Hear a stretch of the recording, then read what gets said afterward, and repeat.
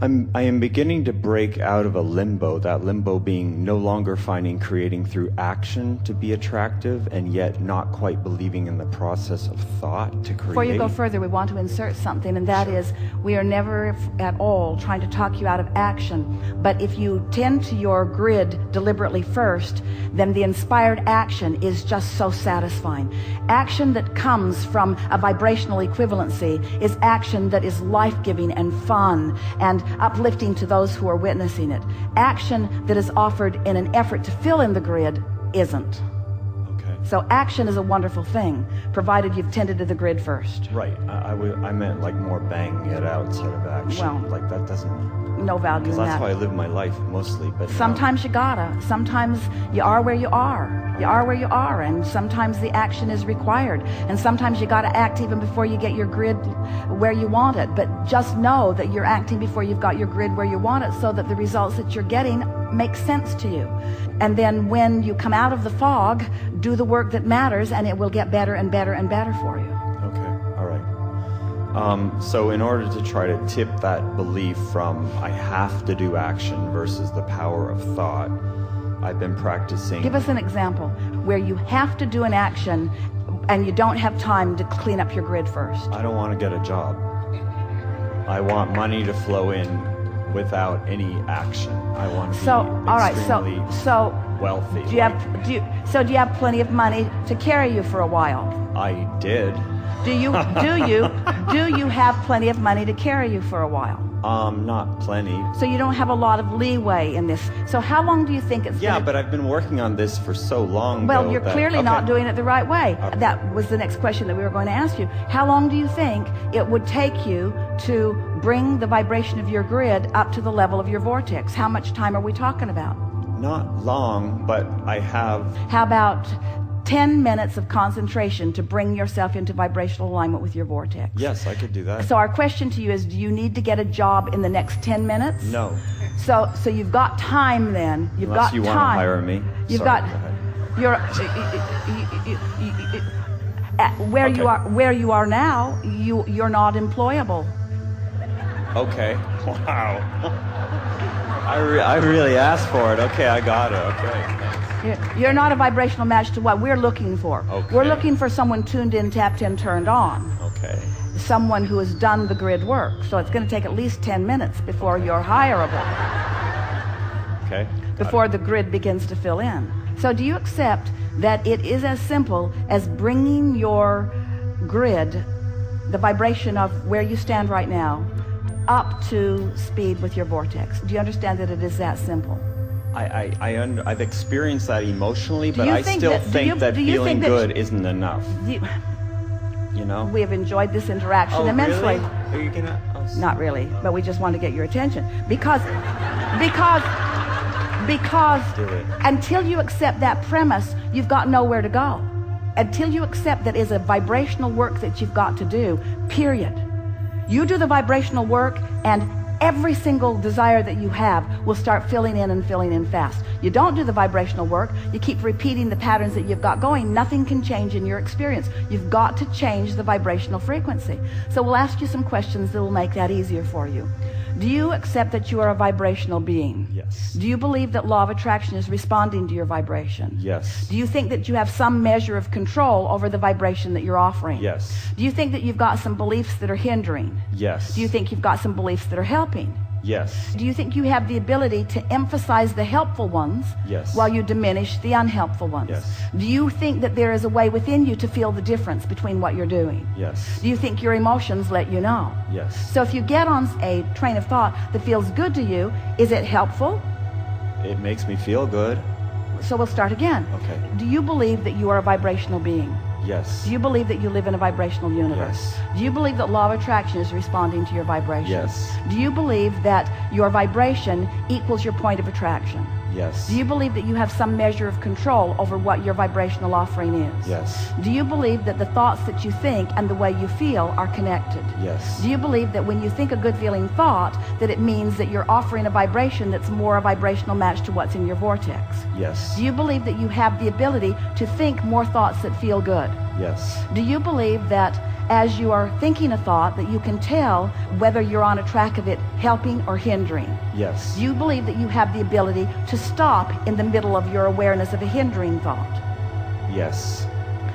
Do you believe that with practice it will get easier? Definitely. Do you believe that by starting with the easiest of those thoughts is the best way to go about it? Okay, I could do that. Yes. We'll start again. Do you believe that you are a vibrational being? Yes. Do you believe that the universe is responding to your vibration? Yes. Do you believe that law of attraction is responding to the vibration that you're offering? Yes. Do you believe that you can tell by the way you feel whether you're offering a helpful vibration or a not helpful vibration? Yes. Do you believe that in the awareness that you're offering an unhelpful vibration, that you have the ability to at least stop in the offering of it and reach for something that feels a little better? Yes. Do you believe that you have the ability to discern a better feeling thought from a not very good thought? Do you believe that the more you do it, the more discerning you will be? Yes. Do you believe that the universe will respond to your better feeling thought with evidence? Yes. Do you believe that it's going to get easier and easier in order to do this? Do you believe that your grid, which equals your point of attraction, is everything and the only thing that is really important to you right here and now? Yes. Let's start again. Do you believe that you are a vibrational being? This is the way we would do the work. We would continue to start with the premises that we are certain about, and we would continue to move forward and ask the question in a way that we can finally say yes, yes, yes without any contradiction within us. In other words, we know that you don't think that you are quite ready to give this vibrational approach your undivided attention. And we understand that because in truth, it would be better if you would get a job to soothe your financial concerns. You would be less contradictory in your vibration if you were not worried about money. Okay. So if you could build a bridge that says, this is a temporary thing that I'm doing in order to hold myself in a place that I can keep my promises to my creditors and that I can satisfy myself with the things that I want, and that more and more a satisfying way for money to flow will come to me. Because if you stand in a place where you say, I want more money, but I'm unwilling to do the action things that I know that bring money, now it isn't the action or the non-action, it's the contradiction in the energy. I want this, but I'm not willing. But when you say, I want this, and I'm willing to do whatever it takes to come into alignment to get what I want, there's a helpfulness in that willingness. But then you say, but I'm contradicting myself because, Abraham, you're teaching me that I can do this through the power of thought. And we tried to clear that up with you in the first moment that you said that. We're not teaching you that action is not part of it. We're teaching you that action isn't the most important part of it, that the alignment is, and that it's possible for you to come into alignment so that the action that is then required of you by the filling of the vortex into the grid is action that you will be really thrilled in the offering of.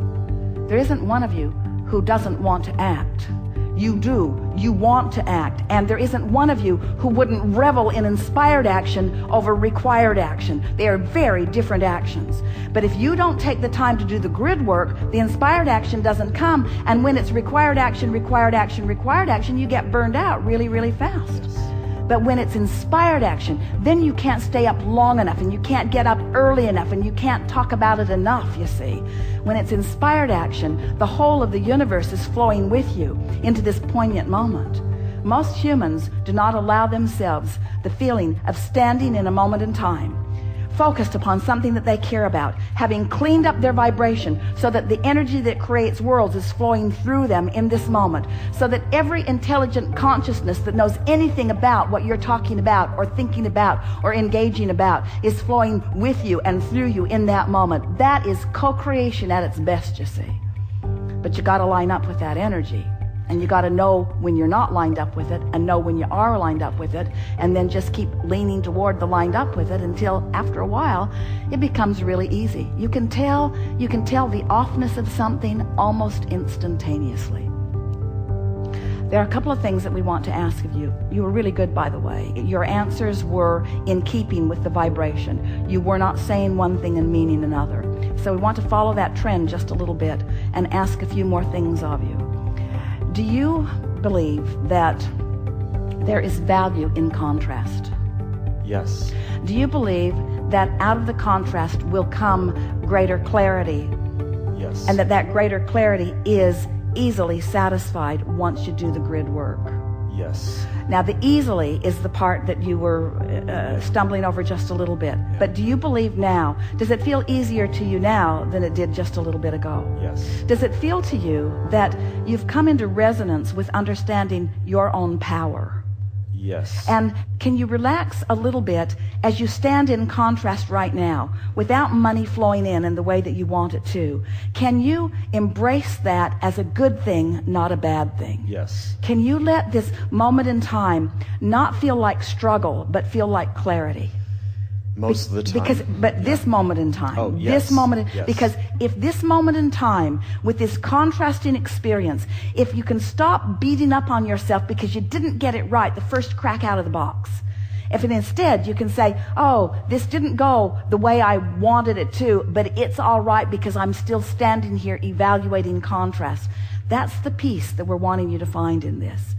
So often, as you listen to us for a while, and you want to be deliberate creators, and you want to do the grid work, and you tried to get in the vortex, and you're trying to pay attention to the way you feel, and you're making an effort to be more the person that you want to be. And then when something that you thought you wanted doesn't turn out right now the way you wanted it to, then that second guessing starts happening. Then you start asking yourself, what did I do wrong? And if instead you can say, I didn't do anything wrong, this contrast is part of what's right. This contrast is part of the clarifying thing. It's part of the clarification that is helping me to identify more clearly what it is I do want. If we could just convince you that you want a creative plethora of opportunities to pull from. You don't want limited ones. And the contrast is just filling in the colors and the textures and the opportunities, you see. If we could zap you with something, and of course we can't, but we can know it so strongly that as you're willing to listen to us for a while, you'll begin to get it. You are in a really, really good place. You're asking really, really good questions. Your desire is really focused in a strong way. And this conversation that we've had, which was solely offered to soothe any angst you have about being in a wrong place, that's what every process that we've ever offered has always been about, to soothe your angst about any wrongness that you've done, because you're not doing anything wrong by standing in a place you don't want to stand in. When you're standing in a place you don't want to stand in, you're firing off rockets that are going to serve you. And if you can revel in the contrast and appreciate the variety, instead of condemning your lack of wisdom to be in a better place right here and right now, if we could parade before you just the masters that you have revered as a culture, every one of them would tell you, I wouldn't give up one miserable moment, because every one of them helped me become who I ultimately am. Okay. Good time for a segment of refreshment. Thank you very much. Thank you.